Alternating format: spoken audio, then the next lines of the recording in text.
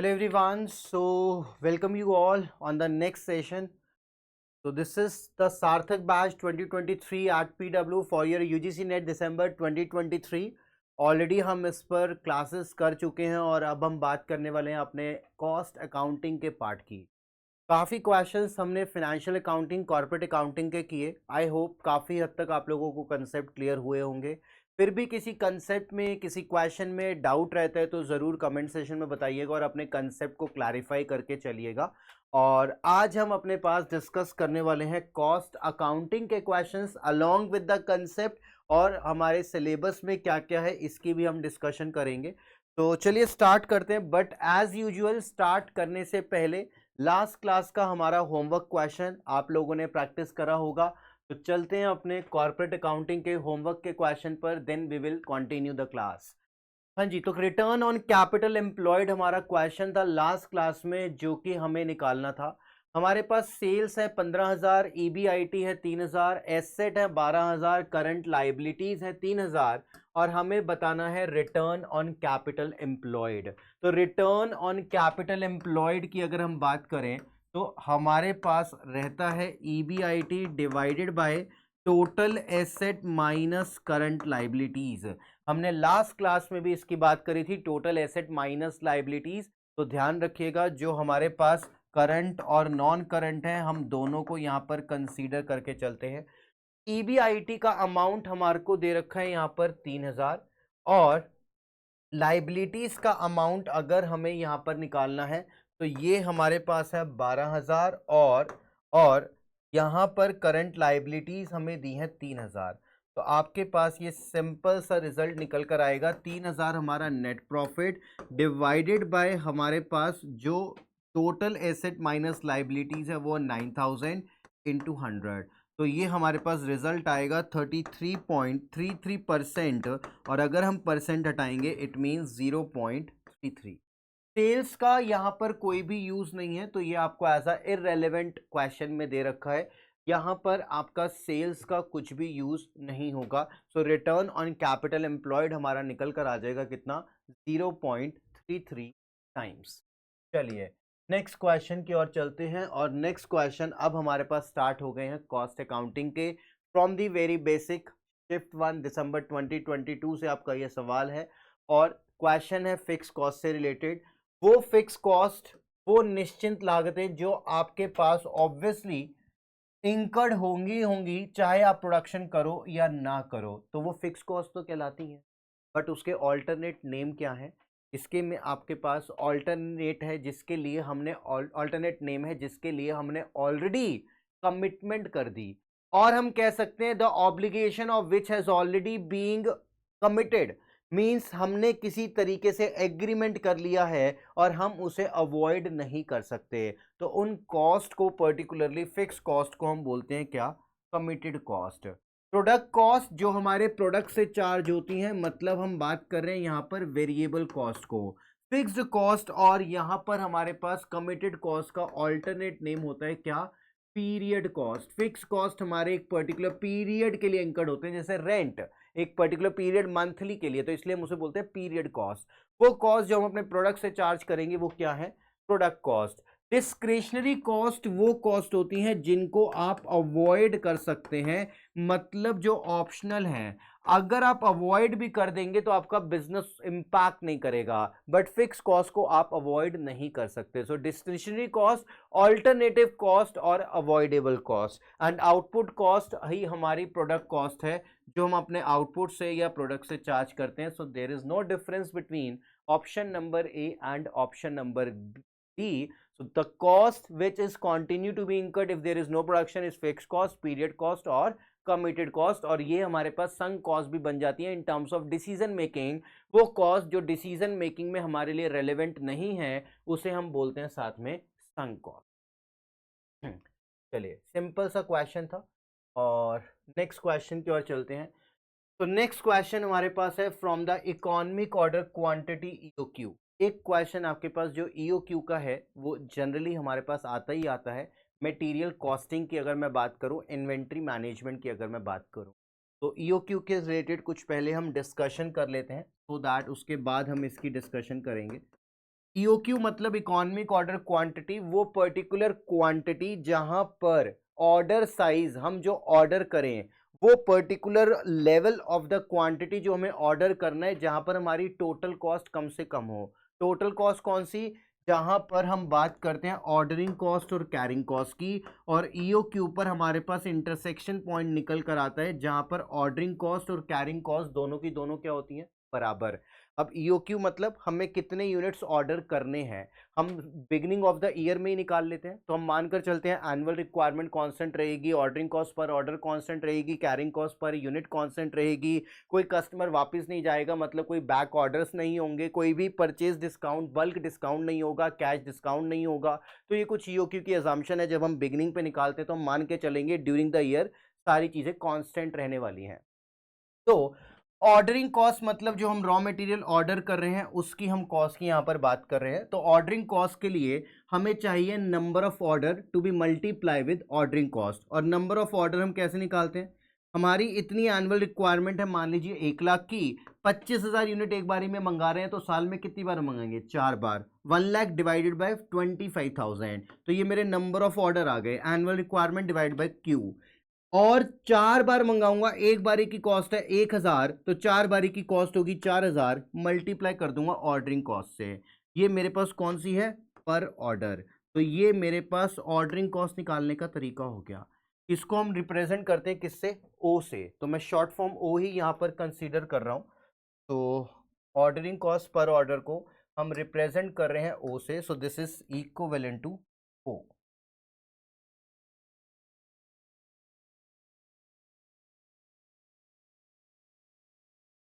तो ये हमारे पास ऑर्डरिंग कॉस्ट निकल कर आ गया। That is going to be equal to carrying cost, जो हमारे पास ईओक्यू में डायग्राम हम बनाते हैं इंटरसेक्शन से निकल कर आता है कि ओसी और सीसी दोनों बराबर होंगे। कैरिंग कॉस्ट मतलब जो यूनिट्स हमने मंगा लिए उसको हम स्टोर करेंगे, तो उसको स्टोर करने में हमारी कॉस्ट इंकर्ड होगी। तो जितने यूनिट हम बेसिकली मंगा रहे हैं वो है क्यू, 25,000 हमारे एग्जाम्पल में था। तो जितने यूनिट्स हम मंगा रहे हैं क्यू, आधे भेजेंगे फैक्ट्री में, आधे भेजेंगे वेयर हाउस में, मतलब क्यू डिवाइड बाय 2 हम हमेशा डिवाइड बाय 2 करेंगे क्योंकि ये ईओक्यू मॉडल की अजम्पशन है। क्योंकि अगर मैं सारे यूनिट वेयर हाउस में स्टोरेज के लिए भेज दूंगा तो फैक्ट्री में कुछ भेजूंगा नहीं, तो प्रोडक्शन कैसे स्टार्ट होगा? तो हम अजम्पशन लेकर चलते हैं जितने यूनिट्स हमने मंगाए आधे फैक्ट्री में आधे वेयर हाउस में, और मल्टीप्लाई करेंगे कैरिंग कॉस्ट पर यूनिट से, जो कि हमारे पास सी। अब मैं एक्सपेक्ट कर रहा हूं आप लोग इसे सॉल्व कर लेंगे, ऑलरेडी आप लोगों को पता है। और जब आप इसे सॉल्व करेंगे हमारे पास रिजल्ट आएगा क्या? ईओक्यू निकालने का मेथड, जो कि है हमारे पास 2AO/C।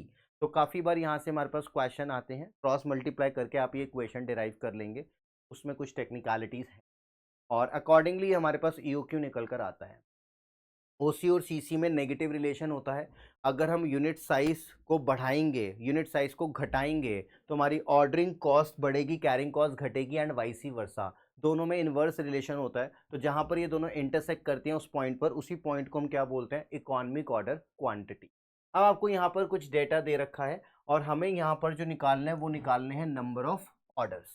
तो पर ईयर मतलब हम एक साल में कितनी बार मंगाएंगे, एक साल में कितनी बार मंगाएंगे, इसके लिए हमें चाहिए सबसे पहले क्यू। जैसे 1 लाख मेरे पास था जो मुझे एनुअल रिक्वायरमेंट थी मेरे एग्जाम्पल में, मैं एक बारी में 25,000 मंगा रहा हूं, तो साल में 4 बार मंगाऊंगा, हमें वो 4 यहां पर निकालना है। तो वो कुछ भी नंबर हो सकता है, मेरे एग्जाम्पल में 4 है। अब मुझे चाहिए कि मैं कितने यूनिट एक बारी में मंगाऊंगा, मेरे एग्जाम्पल में था वो 25,000, यहां पर कितना आता है? इसके लिए मुझे यहां पर ईओक्यू निकालना पड़ेगा। तो ईओक्यू अगर आपको निकालना है अकॉर्डिंगली आपको चाहिए एनुअल रिक्वायरमेंट। एनुअल रिक्वायरमेंट आपको दे रखी है 32। तो ये हो गया 2, एनुअल रिक्वायरमेंट हो गया 3200, और ऑर्डरिंग कॉस्ट आपको दे रखी है 1 प्रोक्योरमेंट। तो ये है ऑर्डरिंग कॉस्ट जो कि है 150 divided by carrying cost per unit. एक यूनिट की हमारी ये कैरिंग कॉस्ट निकल कर आती है पर एनम के हिसाब से। और अगर आपको कैरिंग कॉस्ट पर यूनिट नहीं दे रखी, आपको कैरिंग कॉस्ट परसेंटेज में दी है, हम उस परसेंटेज को अप्लाई करते हैं परचेज कॉस्ट पर, जो कि है 6 रुपए। रीजन बीइंग, परचेज कॉस्ट जितनी ज्यादा होगी हम उसको, परचेज कॉस्ट जितनी ज्यादा होगी हम उसे पिलफरेज से बचाने के लिए उसे ज्यादा से ज्यादा सेफ जगह पर रखेंगे। जैसे मेरे पास गोल्ड है जिसकी परचेज कॉस्ट बहुत ज्यादा है, मैं खुले में रखूंगा तो चोरी हो जाएगा, चोरी होने के चांसेस है। मैं सेफ लॉकर में रखूंगा तो मेरी कैरिंग कॉस्ट बढ़ जाएगी। अब अगर मेरे पास कोई छोटा सा कोई स्क्रू नट्स है, मैं उसे खुले में छोड़ दूंगा, मुझे पता है उसकी वैल्यू नेग्लिजिबल है, वो चोरी नहीं होगा। तो अकॉर्डिंगली मेरे पास जो कैरिंग कॉस्ट है वो परचेज कॉस्ट पे डिपेंड करती है। तो जब भी ये परसेंटेज में होगा हम इसे परचेज कॉस्ट से मल्टीप्लाई करेंगे, तो ये आपके पास कैरिंग कॉस्ट निकल कर आ जाएगा 6 इंटू 25%, जो कि कितना हो जाएगा 1.50। ये हमारे पास आ गया 1.50। तो आप इसे सॉल्व करेंगे, ये आपके पास आ जाएगा, और ये मैं यहाँ से कैंसिल कर दूंगा, पूरे में स्क्वायर रूट होता है, ध्यान रखिएगा।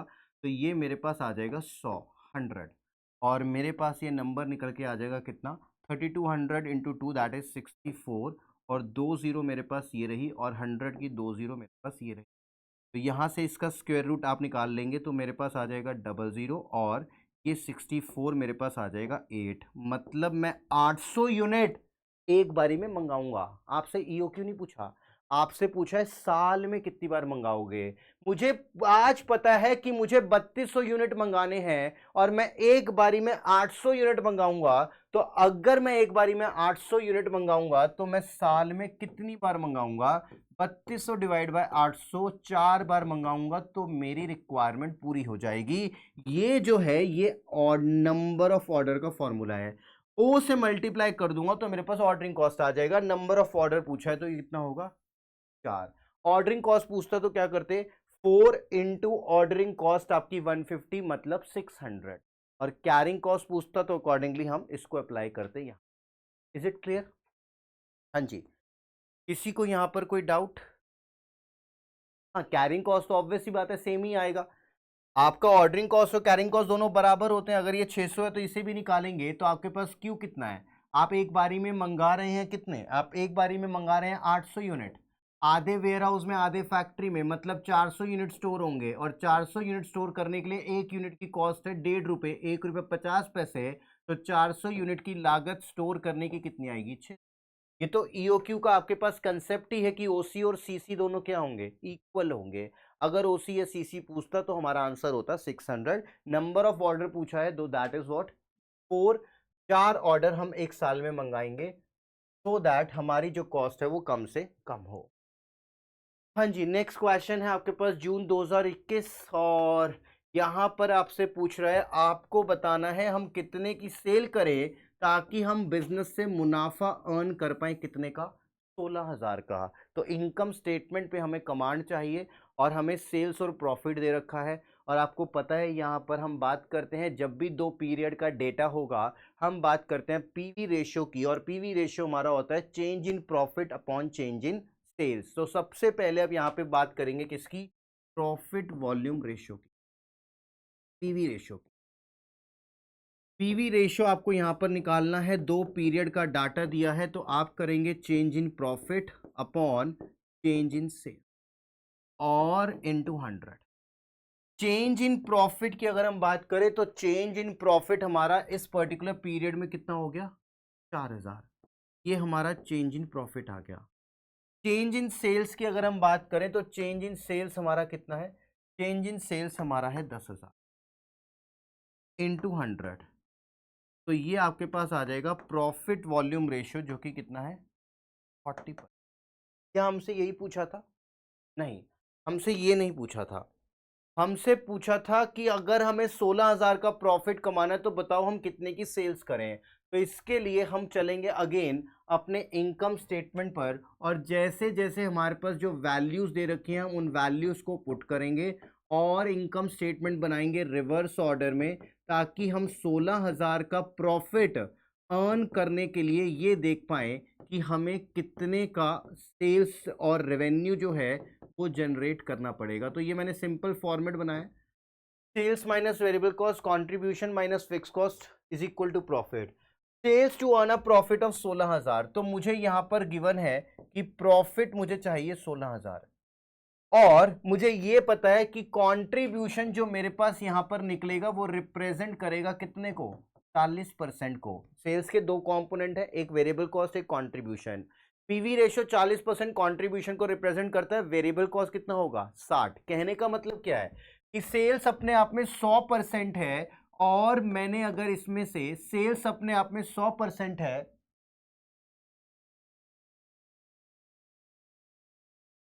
सेल्स अपने आप में 100% है, इसमें से अगर मैं 60% माइनस कर दूंगा तो मेरे पास पीवी रेशियो कितना आ जाएगा, मेरे पास पीवी रेशियो आ जाएगा 40%। ठीक। अब लेकिन यहां पर मेरे पास फिक्स कॉस्ट नहीं है। फिक्स कॉस्ट निकालने के लिए आप किसी भी एक पीरियड में इनकम स्टेटमेंट बना लीजिए। मैं दोनों पीरियड में बना रहा हूं टू वेरीफाई क्या मेरे पास फिक्स कॉस्ट सेम आता है। सेम क्यों आएगा, क्योंकि फिक्स कॉस्ट तो फिक्स ही रहता है, फिक्स कॉस्ट में कुछ चेंज होगा ही नहीं। आप एग्जाम में अगर ऐसा क्वेश्चन सिमिलर मिले या जैसा भी हो, आप खाली एक पीरियड में बनाएंगे, दो में नहीं बनाएंगे, क्योंकि आपको दोनों में सेम मिलेगा। मैं आपकी वेरिफिकेशन के लिए यहां पर दोनों पीरियड की इनकम स्टेटमेंट बना रहा हूं, और मैं यहां पर ये देखना चाह रहा हूं कि मेरी फिक्स कॉस्ट कितनी। तो मुझे यहां पर सेल्स का डेटा दे रखा था, और सेल्स मेरे पास है पीरियड 1 में 20,000 और 30,000, और प्रॉफिट है 4,000 और 8,000। तो ये मुझे गिवन है 20,000 और 30, और प्रॉफिट मुझे गिवन है 4,000 और 8,000। और मैंने यहां पर यह निकाल लिया था कि अगर मेरे पास सेल 100% है और 60% वेरिएबल कॉस्ट रेशियो रहा होगा, तभी मेरे पास प्रॉफिट वॉल्यूम रेशियो कितना आया था 40%। इसका मतलब मैं यहां पर अब यह बता सकता हूं कि मेरा कंट्रीब्यूशन प्रॉफिट वॉल्यूम रेशियो को जो रिप्रेजेंट करता है एज अ सेल, वो है 40%। मतलब ये मेरे पास कितना होगा 40%, मतलब 8,000।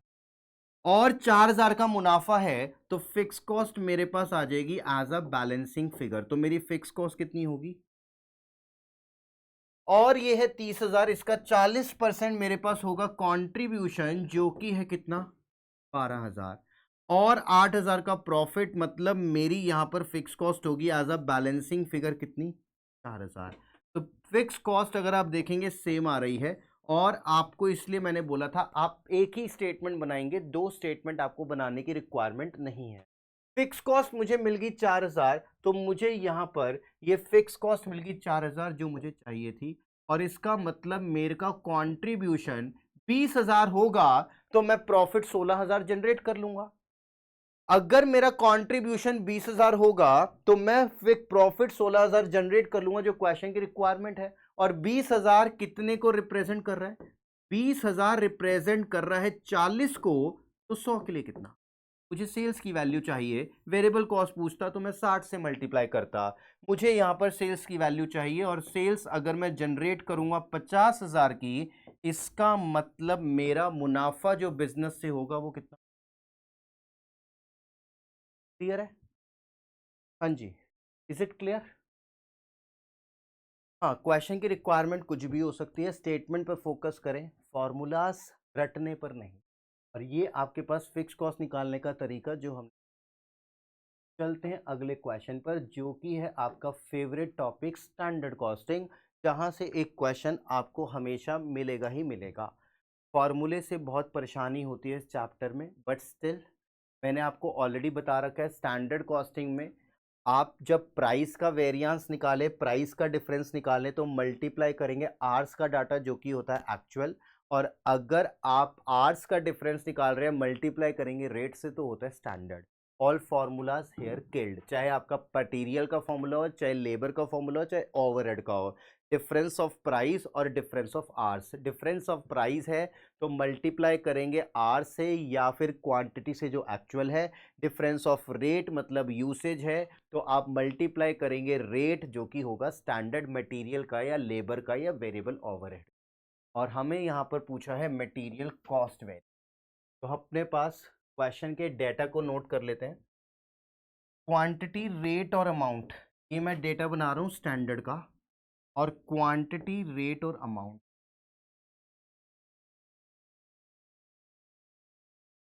ऐड करना पड़ेगा।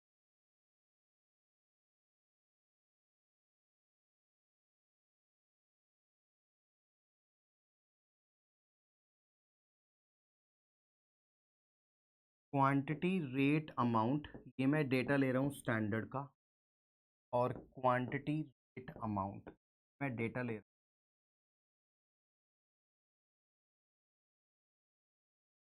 Standard price of the material पर केजी, हाँ जी ये स्टैंडर्ड प्राइस मेरा पर केजी है, जो कि ध्यान रखिएगा पर केजी है 1 केजी, और per unit of production 5 KG. मतलब मेरे को यहाँ पर 1 यूनिट बनाने के लिए 5 केजी चाहिए। 1 finish goods 1 output required 5 KG of raw material standard के हिसाब से। एक्चुअल यूसेज हमें दे रखा है, जो हमने बनाए 100 यूनिट बनाए तो हमने क्वांटिटी यूज करी 520 KG, all of which were purchase at the rate of 22। तो ये हमारे पास आ गया रेट। अब एक आउटपुट 5 केजी है, ये मेरा है स्टैंडर्ड, बट मुझे चाहिए standard as per actual output. मैंने 1 यूनिट तो नहीं बनाया, मैंने कितने यूनिट बनाए एक्चुअल में? मैंने एक्चुअल में बनाए हैं 100 यूनिट। अगर एक के लिए मुझे चाहिए 5 तो 100 के लिए कितना चाहिए? 500। अगर एक के लिए चाहिए 5 तो 100 के लिए कितना चाहिए? 500। तो मेरा ये आ गया standard quantity of raw material for actual output. इसका मतलब मेरी स्टैंडर्ड कॉस्ट रही होगी कितनी? 10,000।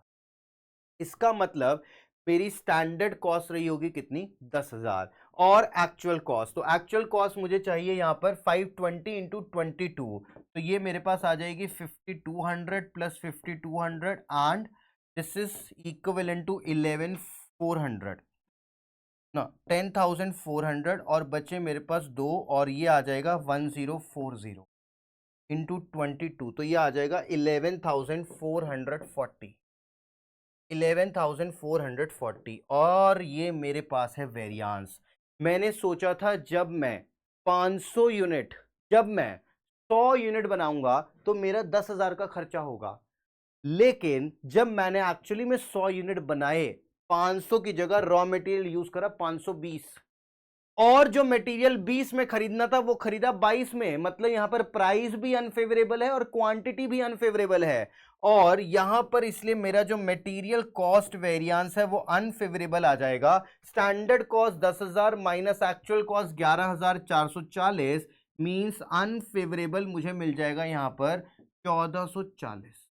तो ये मेरे पास अनफेवरेबल वेरिएंस है 1440। अनफेवरेबल, ये दोनों फेवरेबल हैं, इनमें से कोई एक एडवर्स होगा जो मैं अपने आप लगा रहा हूं, और इसलिए मैं आंसर को सी कर रहा हूं। आप चाहे तो बी में एडवर्स करके बी कर लेना, might be that is something शायद एडिट नहीं हुआ, बट हाँ ये एडवर्स हमारे पास आ चुका है 1440, तो we are going with C. हो सकता है आपको इसका बी मिले आंसर, तो वहां पर हो सकता है एडवर्स का ऑप्शन 1440 ए हो, so that you can see, but this is the calculation. Price variance पूछता 520 minus 22 to be multiply with actual 520, तो 2 इंटू 520 वो हमारा आ जाता प्राइस का अनफेवरेबल। क्वांटिटी पूछता 500 minus 520 that is material usage variance 20 into जो हमारे पास रेट है स्टैंडर्ड का, दैट इज वो हमारे पास आ जाता अनफेवरेबल वेरिएंस 400 से। चलिए चलते हैं नेक्स्ट क्वेश्चन पे। This is the basic part of the standard cost. हाँ जी, नेक्स्ट हमारे पास आता है क्वेश्चन बजट। तो बजट से आपके पास थियोरिटिकल और प्रैक्टिकल दोनों तरीके से सवाल बनते हैं। प्रैक्टिकल करने की यहाँ पर आपको ज़्यादा प्रैक्टिस करा रहा हूँ, क्योंकि हमारा मेन डाउट जो रहता है वो प्रैक्टिकल में ज़्यादा रहता है, और आपके एग्ज़ाम का ही क्वेश्चन है। और बजटरी में जो हमारे पास फिक्स बजट, फ्लेक्सिबल बजट बनते हैं, अकॉर्डिंगली हमें यहाँ पर उसके अकॉर्डिंग जो है सेल्स के रिगार्डिंग जो यूनिट्स हैं वो हमें निकालने हैं। हाँ जी, ABC Limited has forecast its sale for the next 3 month as follows। मई में हम सेल करेंगे 12,000 यूनिट, जून में हम सेल करेंगे 20,000 यूनिट, और जुलाई में हम सेल करेंगे 25,000 यूनिट। तो ये हमारे पास कुछ इन्फॉर्मेशन दी है। मई में हम इतने यूनिट सेल करेंगे, जून में हम इतने यूनिट सेल करेंगे, और जुलाई में हम इतने यूनिट सेल करेंगे। So this is our units जो हमने बेचने, to be sale, to be sold, और वो यूनिट्स हमें दे रखे हैं 12,000, 20,000 और 25, ये हमें यूनिट्स दे रहे। As per the company policy closing stock हमें चाहिए 20% of the coming month sale. अब ध्यान से समझे कि ये मेरे पास पर्टिकुलर मई का पीरियड है। अब मुझे मई के पीरियड में 20,000 मई के पीरियड में 12,000 यूनिट बेचने हैं फॉर एग्जाम्पल, और यहां पर ऑलरेडी बोला है कि मुझे फॉर एग्जाम्पल 3,000 यूनिट का क्लोजिंग स्टॉक मेंटेन करना है, तो मैं कितने यूनिट बनाऊंगा? 15,000। 12,000 बेचने के लिए 3,000 मेंटेन करना है 15, और अगर मेरे पास पड़े होते 1,000 यूनिट बिगनिंग में तो मैं कितने यूनिट बनाता? 14,000। तो हम इस इक्वेशन को लर्न नहीं करने वाले हैं। Production is equal to this plus this minus this, logically समझे, आपसे कुछ भी पूछा जा सकता है। ये हमारा पीरियड है, इस पीरियड में हमें 12,000 यूनिट बेचने हैं, तो मैं 12,000 बनाऊंगा। Production is equal to sale, तो मैं यहां पर क्या कर रहा हूं, इक्वेशन बना लेता हूं प्रोडक्शन के लिए, टू बी प्रोड्यूस। मैंने कहा 12,000 यूनिट बेचने हैं टू बी प्रोड्यूस, तो मैं यहां पर जो यूनिट बेच रहा हूं उतने तो बनाऊंगा, that is to be sold, number of unit to be sold, plus अगर मुझे क्लोजिंग स्टॉक मेंटेन करना है 12,000 तो मैं 15,000 बनाऊंगा, तो मेरे प्रोडक्शन यूनिट बढ़ जाएंगे क्योंकि क्लोजिंग बनाना है, माइनस मेरे पास कुछ यूनिट पड़े हुए हैं तो मैं माइनस कर दूंगा ओपनिंग के यूनिट। ये मेरी इक्वेशन बन गई, लेफ्ट राइट कर लेंगे तो अकॉर्डिंगली कुछ भी निकालना हो तो निकाल पाएंगे। अब ये यूनिट मेरे को सेल करने हैं, जो मुझे क्लोजिंग स्टॉक मेंटेन करना है वो मैं यहां पर ऐड करूंगा। क्वेश्चन की रिक्वायरमेंट यही है कि आप कितने यूनिट प्रोड्यूस करोगे जून के महीने में, तो मुझे जून के महीने में प्रोडक्शन चाहिए। कंपनी की पॉलिसी है जो अगले महीने की सेल होगी, आप इस महीने अगले महीने की बजटेड सेल का 20% क्लोजिंग स्टॉक मेंटेन करेंगे। मतलब जून में मेरा जो क्लोजिंग स्टॉक जून की सेल का होगा मई में, वो मैं मेंटेन करूंगा कितना? 4,000। और जून में, सॉरी है, जून में मैं इसका 20% क्लोजिंग स्टॉक मेंटेन करूंगा, मतलब कितना? 5,000। इसका मतलब मैं मई में कितने यूनिट्स बनाऊंगा? मैं मई में यूनिट बनाऊंगा 16,000। और जून के महीने में 20,000 बेचने हैं, 5,000 मेरे पास मेंटेन करना है क्लोजिंग, 4,000 मेरे पास पड़ा हुआ है, तो मैं ये 4,000 बनाऊंगा थोड़ी, पिछले महीने का क्लोजिंग इस महीने का ओपनिंग हो जाएगा, तो इसका मतलब मैं अब जून के महीने में कितने यूनिट बनाऊंगा? 21,000। तो पिछले महीने का क्लोजिंग इस महीने का ओपनिंग बनाना मत भूलना, अदरवाइज गलती हो जाएगी। तो आपके पास आंसर आ जाएगा 21,000 जो यूनिट्स हम इस बार बनाएंगे। The closing of the preceding month will become the opening of the current month, वो आपके पास एज अ ओपनिंग बन जाएगा, ध्यान रखिए। Is it clear? चलिए चलते हैं नेक्स्ट क्वेश्चन की ओर। और नेक्स्ट क्वेश्चन हमारा है again from the part of the standard costing, जो कि है हमारे पास फिक्स्ड ओवरहेड से फिक्स्ड ओवरहेड कॉस्ट वेरिएंस। हाँ जी, जैसे जैसे आप अच्छा, ये अंडर एब्जॉर्प्शन है, फिक्स्ड ओवरहेड का भी यहाँ पर यूज हो, दोनों टॉपिक लिंक्ड हैं। बजटेड फिक्स्ड ओवरहेड हमें दे रखा है 84,000, पर हम इसे ड्रॉ कर लेते हैं। ये हमारा पीरियड है, और इस पीरियड में हमारे पास जो बजटेड फिक्स्ड ओवरहेड, मतलब जो ओवरहेड हम इंकर्ड करेंगे इस पीरियड में, ये हमारे पास है 84। 84,000 हमारे बजटेड फिक्स्ड ओवरहेड है जो इंकर्ड होंगे, और हमने सोचा बिगनिंग में हम यहां पर कितने यूनिट बनाएंगे? बजटेड प्रोडक्शन हम बनाएंगे यहां पर 20,000 यूनिट, हम 20,000 यूनिट यहां पर बनाएंगे, ऐसा हमने सोचा। एब्जॉर्प्शन कॉस्टिंग में हम फिक्स्ड और वेरिएबल दोनों चार्ज करते हैं कस्टमर से। 84,000 मेरे फिक्स्ड ओवरहेड होंगे, मैं 20,000 यूनिट बनाऊंगा, तो मैं पर यूनिट कस्टमर से कितना चार्ज करूंगा? 84,000 डिवाइडेड बाय 20,000, मतलब मैं पर यूनिट जो अपने कस्टमर से चार्ज करूंगा एक यूनिट के बदले में, वो मैं चार्ज करूंगा 4 पॉइंट, ये मैं चार्ज करूंगा, ये मैं चार्ज करूंगा अपने पास कस्टमर से पर यूनिट। लेकिन हुआ क्या, यहां तक आते आते मुझे पता चला मैंने यूनिट्स अपने बनाए कितने? 24,000। 24,000। अब यहां पर एक चीज ध्यान रखना, आपने यूनिट्स यहां पर बनाए ज्यादा, 4,000 यूनिट। 4,000 यूनिट आपने यहां पर ज्यादा बनाए, और 4,000 यूनिट का ज्यादा बनाने का मतलब है आपने कस्टमर से ज्यादा चार्ज करा होगा। आप चाहें तो इसको टोटल भी कर सकते हैं, पर यूनिट भी कर सकते हैं। कहने का मतलब क्या है, 84 डिवाइड बाई 24 करेंगे तो आपके पास यहां पर यूनिट हमें जो चार्ज करना चाहिए था वो आता। मैंने यूनिट ज्यादा बनाए 4000 से, मतलब 4000 यूनिट के रिस्पेक्ट में 4.20 के हिसाब से मैंने कस्टमर से ज्यादा रिकवरी करी होगी। अगर मैंने ज्यादा रिकवरी करी होगी, इसका मतलब मेरे पास ये क्या है, ओवर एब्जॉर्प्शन, जो कि मेरे पास है मेरी इनकम, जो कि मैं पी एंड एल में करूंगा अपने पास क्रेडिट। अगर आप ये फिक्स्ड ओवरहेड वेरिएंस में पढ़ते तो ये होता वॉल्यूम वेरिएंस। वॉल्यूम मतलब मैंने यूनिट ज्यादा बनाए तो मेरे पास ये होता फेवरेबल, लेकिन यहां पर दिया है ओवर एब्जॉर्प्शन और अंडर एब्जॉर्प्शन, तो अकॉर्डिंगली अगर मेरा एक्चुअल आउटपुट मेरे बजटेड आउटपुट से ज्यादा है, तो उस सिनेरियो में एक्चुअल आउटपुट के ज्यादा होने के चलते मैंने कस्टमर से ज्यादा पैसा इकट्ठा करा होगा। बिगनिंग में मैंने सोचा 20,000 यूनिट बनाऊंगा और 84,000 रुपए कस्टमर से ले लूंगा 4.20 के हिसाब से। एंड तक आते आते मैंने 24,000 यूनिट बनाए, 4,000 एक्स्ट्रा, तो 4,000 एक्स्ट्रा पर मुझे 4.20 एक्स्ट्रा मिल गए, जो मेरी ओवर एब्जॉर्प्शन है, मेरे लिए इनकम है, जो मैं क्रेडिट करूंगा कॉस्टिंग पी एंड एल में। तो ओवर एब्जॉर्प्शन आपकी कितनी निकल कर आएगी, 4,000 यूनिट के रिस्पेक्ट में 4.20 पर यूनिट आपने एक्स्ट्रा रिकवर्ड करा, मतलब 16,001 और 801, तो ये आपके पास ओवर एब्जॉर्प्शन आ जाएगा, ऑप्शन नंबर सी। कंसेप्ट क्या है, कंसेप्ट ये है, जब जब आपके पास बजटेड प्रोडक्शन ज्यादा होगा, एक्चुअल प्रोडक्शन कम होगा, आपका नुकसान होगा, क्योंकि आपने यूनिट्स कम बेचे तो आप पैसा उतना रिकवर्ड नहीं कर पाए, जो कि कहलाता है under absorption. Under absorption will be there when budgeted production is more than actual production और actual production is less than budgeted production.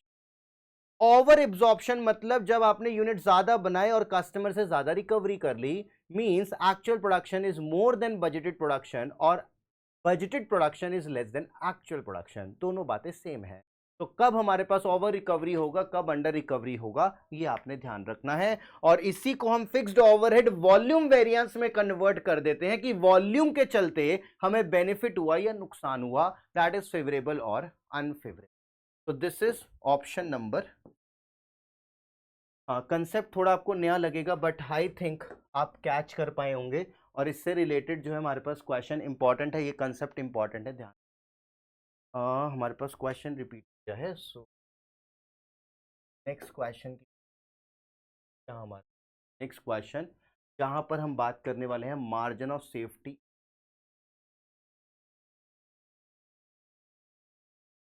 Company single product बनाती है जो 10 रुपए पर यूनिट में कंपनी बेचती है, फिक्स कॉस्ट है पीरियड की 48,000 रुपए per month, contribution sales ratio मतलब पीवी रेशियो है 40%, in a period when actual sales हमने जनरेट करी 1,40,000, तो मार्जिन ऑफ सेफ्टी बताएं कितना होगा।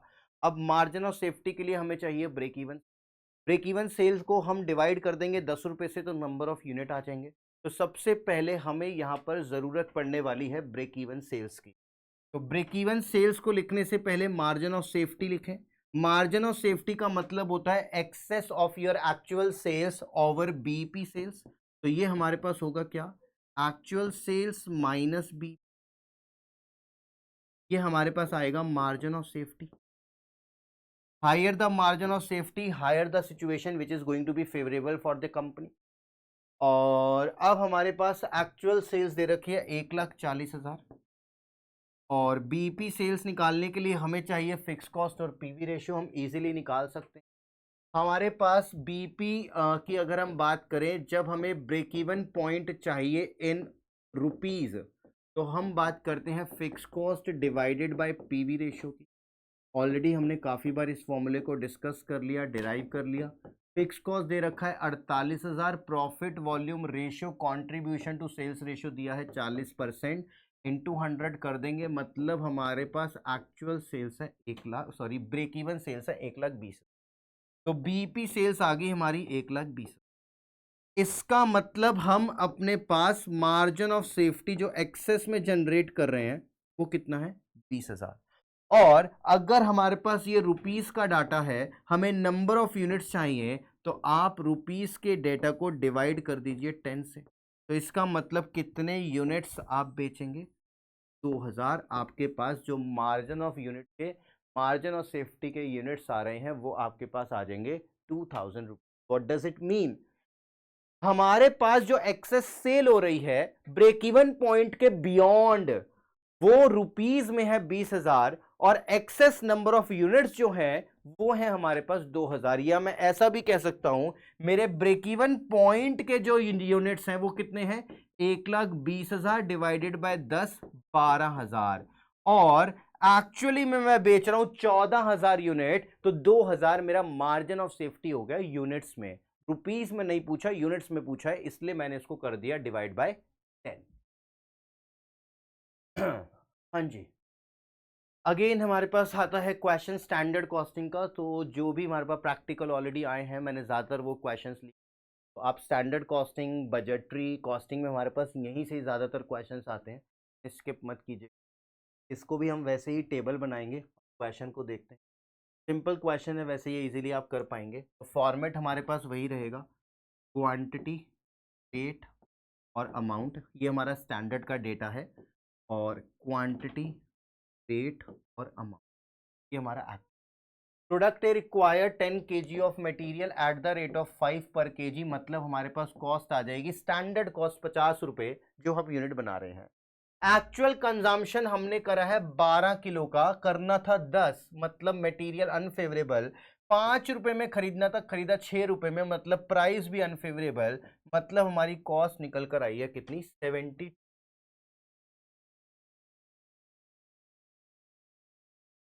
हमारी कॉस्ट निकल के आई है 72। मटेरियल कॉस्ट वेरिएंस ही पूछा है, तो इससे आसान आपके पास क्या ही आएगा। तो मटेरियल आपके पास simply standard cost minus actual cost. Standard cost है 50, एक्चुअल कॉस्ट है 72, मतलब ये आएगा 22 एडवर्स अनफेवरेबल। ये हमारे पास है, पहले जैसा ही है, इसमें और उसमें कोई डिफरेंस नहीं है, बट अलग अलग शिफ्ट में अकॉर्डिंगली हमारे पास ये लेवल था। That is a part. Next question की ओर चलते हैं। हाँ जी, this topic is very very important. 3 तरीके की रेशियोज हैं, और इन रेशियोज को हम बोलते हैं कंट्रोल रेशियो। अभी मैं आपको कंट्रोल रेशियो दिखा देता हूँ, बट इससे पहले याद रखिएगा कि हमारे पास ये जो एक्टिविटी रेशियो है, ये जो हमारे पास एक्टिविटी रेशियो है, दैट इज व्हाट। हाँ, ये एक्टिविटी रेशियो वो अकाउंट्स वाली टर्नओवर रेशियो नहीं है, this is a part of cost accounting. ये हमारे पास स्टैंडर्ड कॉस्टिंग से ही निकल कर आती हैं रेशियो। जब स्टैंडर्ड कॉस्टिंग के वॉल्यूम वेरिएंस और कॉस्ट वेरिएंस देखेंगे, वहीं से हमारे पास ये रेशियोज निकल कर आती हैं। और यहाँ पर हमारे पास activity ratio is a multiplication of efficiency ratio into capacity ratio. अब ये रेशियो होती क्या है, क्या पार्ट है, क्वेश्चन तो आप इजीली कर लेंगे, बट थोड़ा सा डिस्कशन हम करते हैं कंट्रोल रेशियोज क्या है बेसिक। तो मैंने आपको बताया ये हमारे पास स्टैंडर्ड कॉस्टिंग का ही पार्ट है, ये हमारे पास अलग से कोई चैप्टर नहीं है। तो एक पर्टिकुलर पीरियड में हमने अपनी कैपेसिटी को, हमने अपने एक्चुअल आवर्स को, हमने अपने पास एक्चुअल प्रोडक्शन को टू द पॉइंट रखा या नहीं रखा, इसे मेजर करने के लिए हम 3 तरीके की कंट्रोल रेशियोज की बात करते हैं। एक कैपेसिटी रेशियो, एक एक्टिविटी रेशियो और एक एफिशिएंसी। रीड करेंगे और क्या इंटरप्रिटेशन निकल कर आता है, फिर हम चलेंगे। फॉर्मूला वो क्वेश्चन तो हो ही जाएगा फॉर्मूले से, वो हमारे लिए कंसर्न नहीं करता, वो हमारे लिए मैटर नहीं है। हमारे लिए इस रेशियोज की जो इंटरप्रिटेशन है, ये हमारे लिए खास है। सबसे पहले देखें कैपेसिटी रेशियो। कैपेसिटी रेशियो आपको इंडिकेट करता है to the extent to which available facilities, जो हमारे पास रिसोर्सेज हैं, वो हमने एक्चुअली यूटिलाइज करे बजट पीरियड में या नहीं।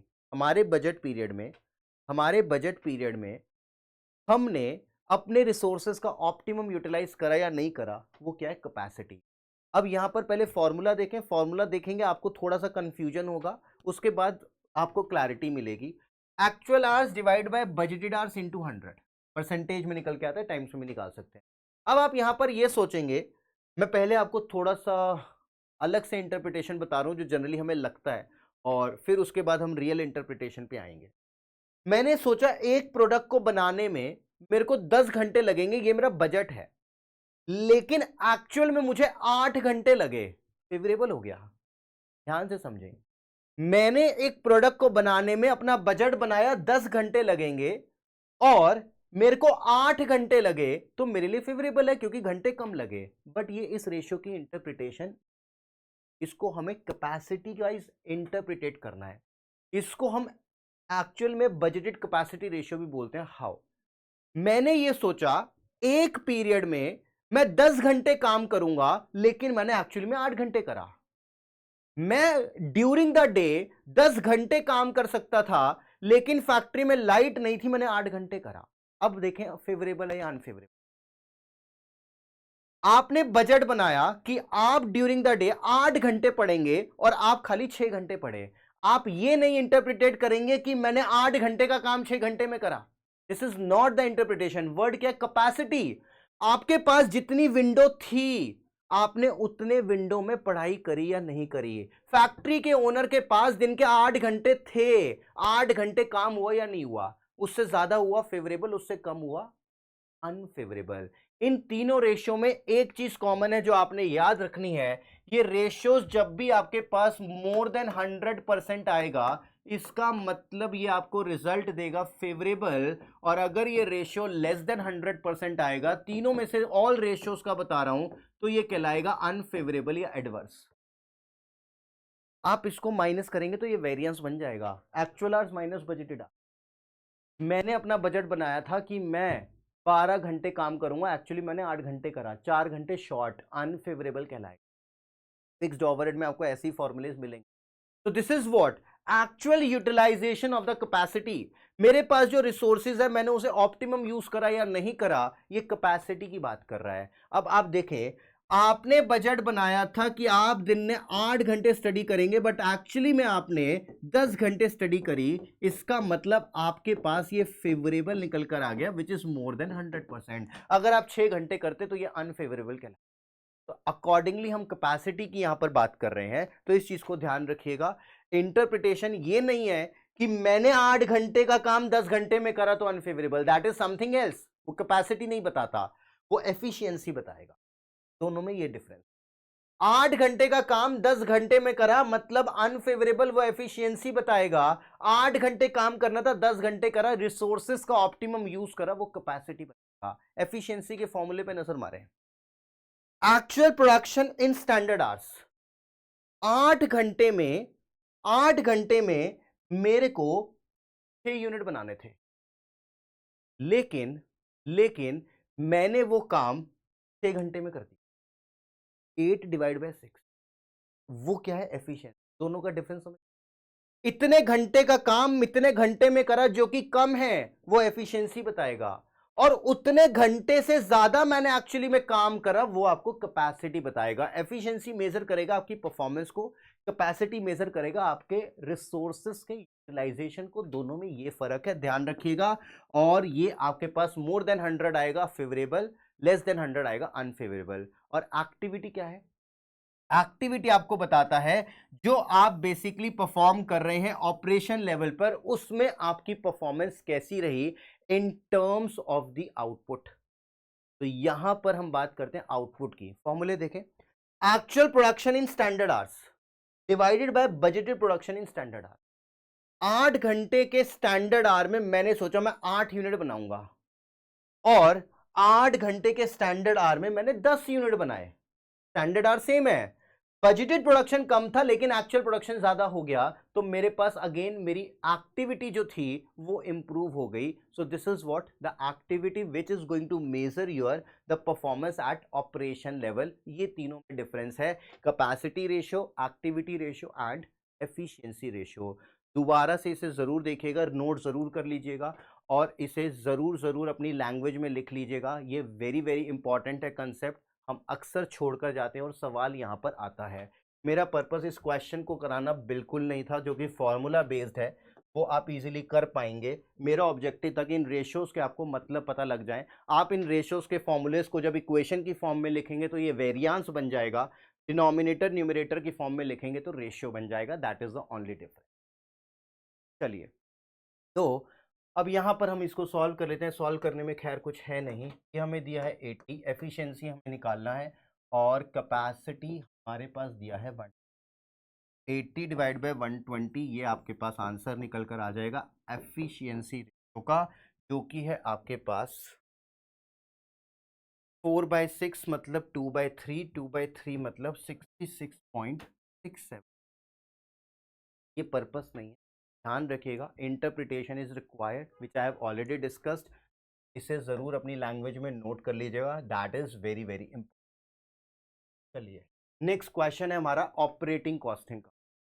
तो operating costing that is the process costing, operating costing, service costing, contract costing, ये छोटे छोटे टॉपिक हमारे कंटेंट में हैं।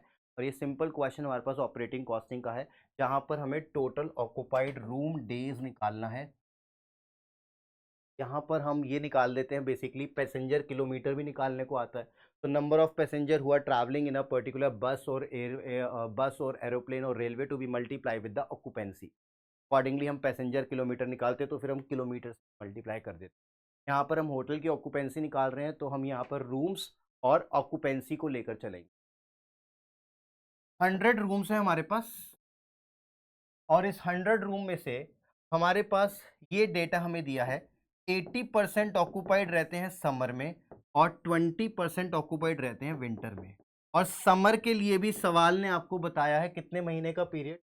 समर का पीरियड हमारे पास रहता है 6 महीने का, और विंटर का पीरियड हमारे पास रहता है और एक हमारे पास जो महीना है वो 30 दिन का हमें एज्यूम करना है। मतलब 30 के 30 दिन 6 महीने के लिए हमारे पास 80% ऑक्यूपेंसी रहती है, और 30 के 30 दिन 6 महीने के लिए हमारे पास 20% ऑक्यूपेंसी रहती है। ठीक नहीं, 25% रहती है। That is what. अच्छा, यहां पर ये मत सोचना ये टोटल 100 क्यों नहीं आ रहा। 100 रूम्स हैं, 100 में से 80% मतलब 80 रूम ऑक्यूपाइड रहेंगे कब? समर में। 100 रूम्स हैं, 100 में से 25 रूम हमारे पास ऑक्यूपाइड रहेंगे कब? विंटर में। तो टोटल मत मैच कर देना कि ये टोटल 100 क्यों नहीं आ रहा, जैसे हम सेल्स वेरिएबल कॉस्ट में करते हैं। इसी के चलते मैंने 20 लिख दिया था यहाँ पर, बट ये 20 नहीं होगा, ये आपका होगा 25।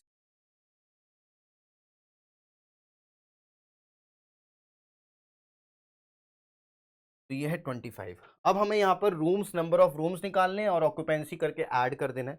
तो अगर हम यहाँ पर बात करें, 6 मंथ्स का पीरियड है, 100 हमारे पास रूम है, 80% ऑक्यूपाइड मतलब इंटू 80, और ये 1 महीने का है, तो 6 महीने के लिए हम क्या कर देंगे, ये हमारे पास 1 महीने का, तो 6 महीने के लिए हम 6 मंथ से मल्टीप्लाई कर देंगे, तो ये आपके पास डेज आ जाएगा।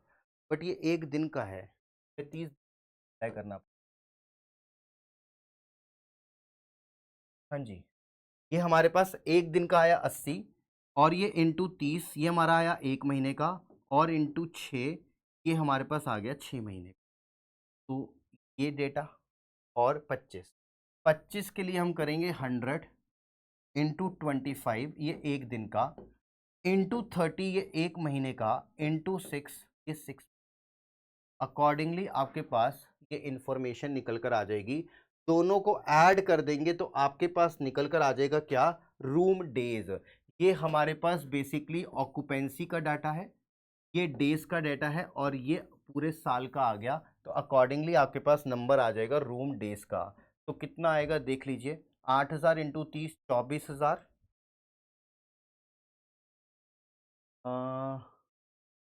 Number of normal days is assume to be 30। तो कुछ यहाँ पर कैलकुलेशन है। 100 इंटू 80 हमें मंथ की वैकेंसी दी है। अगेन हम यहाँ पर इंटू 30 नहीं करेंगे, क्योंकि ये ऑक्यूपेंसी हमें दी है मंथ की। तो इंटू 6 हम करेंगे, और इंटू 30 नहीं करेंगे, क्योंकि हमारे पास ये ऑक्यूपेंसी 6 मंथ्स की। ये हमारे पास क्वेश्चन की लैंग्वेज, तो प्लीज 100 इंटू 80 इंटू 6, और 100 इंटू 25। तो 100 इंटू 25 इंटू 6, मतलब कि हमारे पास 2500 इंटू 6 ये ऑक्यूपेंसी आ जाएगी, जो हमारे पास है 25% के हिसाब से। और 100 इंटू 80 इंटू 6 ये हमारे पास ऑक्यूपेंसी आ जाएगी 6 महीने के हिसाब से। तो ये हमारे पास आ जाएगी 8000। 100 इंटू 80% होगा, तो 80 इंटू 6, 80 कर रहा था, ऑक्यूपेंसी 80% लेंगे, 80 into 6 to be multiply with 30 then. और ये हमारे पास हो जाएगा 100 into 25%, means 25 into 6 to be multiply with 30 then. पहले सही थे, और ये अकॉर्डिंगली आपके पास ऑक्यूपेंसी आ जाएगी 150 इंटू 30, ये आ जाएगा हमारे पास 4500। और 180 इंटू 6 480 इंटू 30 या फिर 480 इंटू 30। तो ये हमारे पास आ जाएगा 9600 plus 4800 and then 4500। So this is the final answer we have 18,900 room. एक बार क्वेश्चन को दोबारा से एक्सप्लेन कर देता हूँ, थोड़ा सा यहाँ पर कंसेप्ट जो है मैंने परसेंट की जगह नंबर लिख लिया था इसलिए वो मिसमैच आ रहा था, अब नहीं आया। 100 रूम्स है, 80% नॉर्मली ऑक्यूपाइड रहते हैं, तो 100 का 80% मतलब 80 ये मेरे पास आ गए। और ये मेरे पास occupied in a summer and 25% in a winter. Period of summer and winter to be taken है 6 मंथ्स ईच। 6 महीने 80% का पीरियड लगेगा, 6 महीने हमारा 25% का पीरियड लगेगा। Normal days in a month to be assume to be 30। ये एक दिन की ऑक्यूपेंसी है, मल्टीप्लाई करेंगे 30 दिन से, 30 दिन से मतलब एक महीने की आएगी, मल्टीप्लाई करेंगे 6 से तो 6 मंथ्स की ऑक्यूपेंसी निकल कर आ जाएगी। इसी तरीके से ऑपरेटिंग कॉस्टिंग में हमारे पास सवाल आता है पैसेंजर किलोमीटर का। नंबर ऑफ पैसेंजर निकालेंगे जो ऑक्यूपाइड है, जो एक टाइम पर ट्रैवल कर रहे हैं, किलोमीटर से मल्टीप्लाई कर देंगे तो हमारे पास आ जाएगा पैसेंजर किलोमीटर। तो इस तरीके से क्वेश्चन आपके पास ऑपरेटिंग कॉस्टिंग में बनते हैं with respect to room days और पैसेंजर किलोमीटर। आप हमेशा ऑक्यूपेंसी को मानकर ही कंसीडर करेंगे। अगर ऑक्यूपेंसी 100% होती तो मैं 100 के 100 रूम एज अ ऑक्यूपाइड मानकर चलता। ठीक, चलिए नेक्स्ट क्वेश्चन हमारा आता है टाइप ऑफ कॉस्ट को लेकर, और ये है हमारे पास sunk cost, marginal cost, investment cost, implicit cost. Sunk cost मतलब जो हमारी डिसीजन मेकिंग में रेलेवेंट नहीं होती है और हम ऑलरेडी इंकर्ड कर चुके होते हैं, वो हमारी संक कॉस्ट कहलाती है। मार्जिनल कॉस्ट जो हमारे पास एडिशनल यूनिट प्रोड्यूस होता है तो टोटल कॉस्ट में क्या चेंज हुआ, हमारी मार्जिनल कॉस्ट होती है।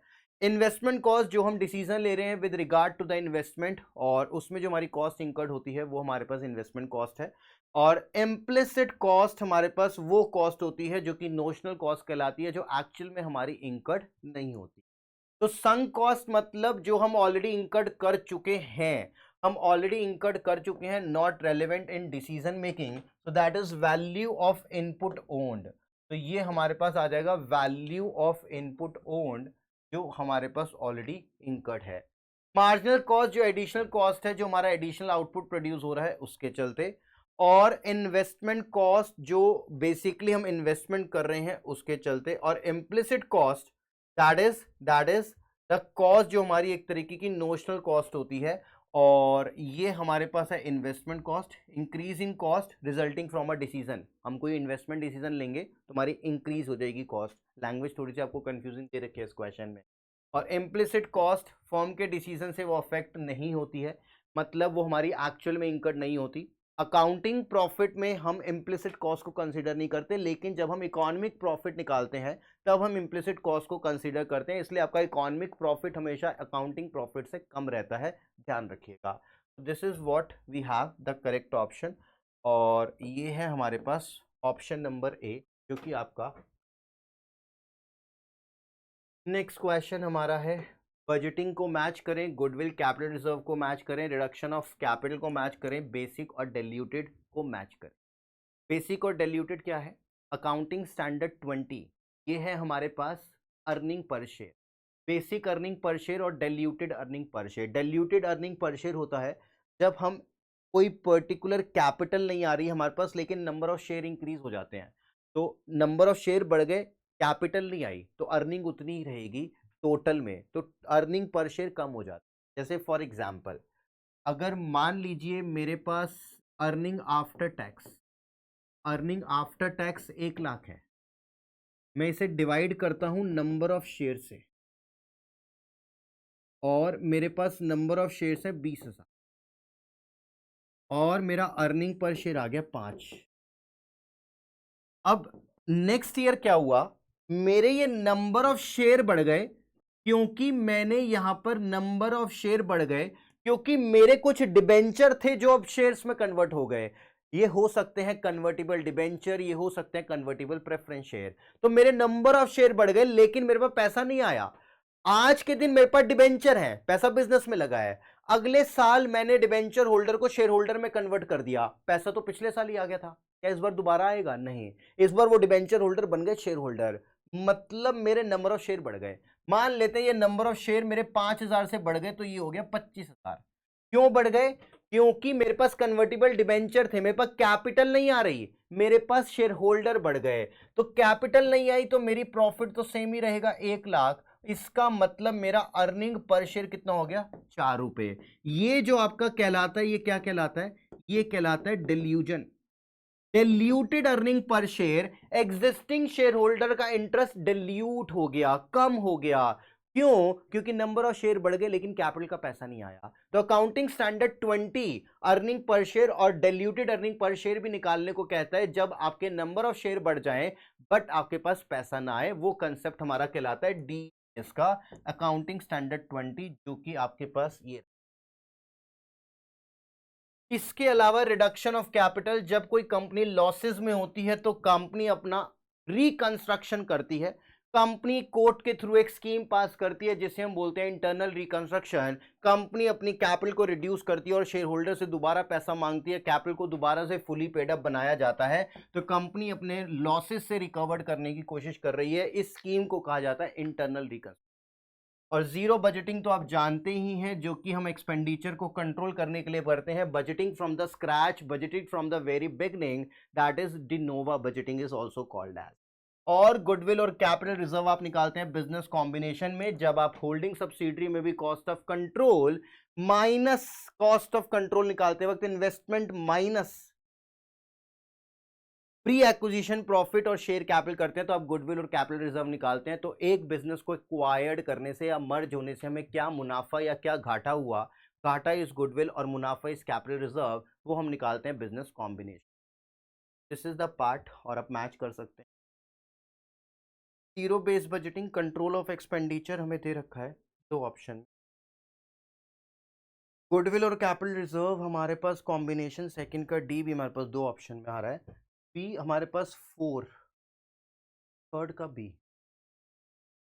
आई गॉट कंफ्यूज नाउ। बी का 4 है क्या? गुडविल और कैपिटल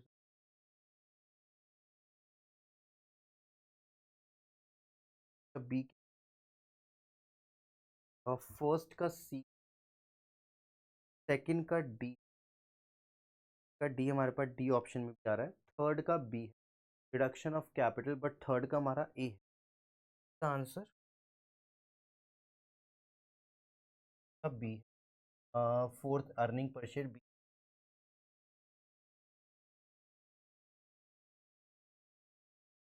चलिए, सो टाइम है आपके होमवर्क का और बहुत सिंपल सा क्वेश्चन मैंने आपको दिया है। मार्च 2023 इवनिंग शिफ्ट का सवाल है और आपके पेपर में ऐसे सवाल आते हैं। आपको लगता है पेपर मुश्किल आ रहा है या ऐसा कुछ है, आप क्वेश्चन का लेवल देखेंगे तो कहीं ना कहीं कुछ क्वेश्चन आपके पास आसान भी आते हैं। तो कोशिश करें कि आसान क्वेश्चन तो हमारे पास बिल्कुल भी गलत ना हो। That is a golden opportunity for you कि जहां पर आप एक्स्ट्रा मार्क्स डेफिनेटली जो श्योरिटी के साथ है उसे ले ही। तो ये पार्ट था हमारा कॉस्ट अकाउंटिंग का। कोई डाउट रहता है अगेन प्लीज कमेंट सेशन में ज़रूर बताइएगा। और नेक्स्ट टाइम किसी और पर्टिकुलर चैप्टर के क्वेश्चन के साथ मिलेंगे। आपके कोई स्पेसिफिक डाउट हो तो कमेंट सेशन में ज़रूर। चलिए, thanks a lot, take care everyone, see you in the next class, bye bye, take care everyone.